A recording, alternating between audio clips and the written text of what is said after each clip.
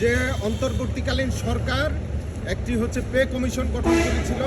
এই পে কমিশনের রিপোর্ট দেওয়ার পরও অর্থ উপদেষ্টার এ ধরনের কাণ্ডজ্ঞানহীন বক্তব্য আমরা সরাসরি প্রত্যাহার করছি এবং তাকে জনসম্মুখে ক্ষমা চাওয়ার জন্য আমি তাদেরকে বিনীতভাবে আহ্বান জানাবো। এ কারণেই যে এই যদি আপনারা পে স্কেল নাই দিবেন, তাহলে এই পে কমিশন গঠন করার জন্য সাধারণ কর্মচারী কর্মকর্তারা কেউ আপনাদেরকে প্রেসারাইজ করে নাই, তাহলে আপনারা পে কমিশন গঠন করলেন কেন?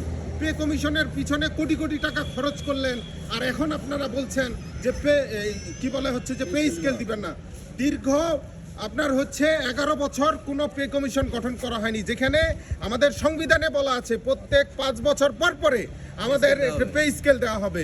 এই যে কর্মচারীদের নিদারুণ কষ্ট, তাদের ভাতের কষ্ট, সন্তানদের ঠিকমতো করে পড়াশোনা করাইতে পারছে না, এই অর্থ কষ্টে তারা জীবনযাপন করছে, যাতে করে কর্মচারীদের যে সামাজিক একটা হচ্ছে বিশৃঙ্খলা তৈরি হচ্ছে, এই বিশৃঙ্খলা তৈরি করার জন্য সামাজিক মর্যাদায় তারা হচ্ছে নিম্নমানের দিকে চলে যাচ্ছে।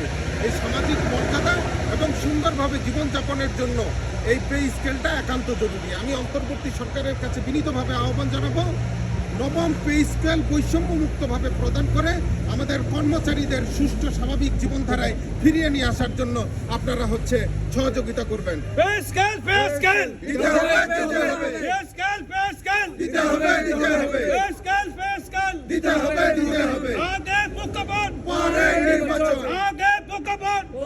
নির্বাচন দুনিয়ার কর্মচারী, দুনিয়ার কর্মচারী।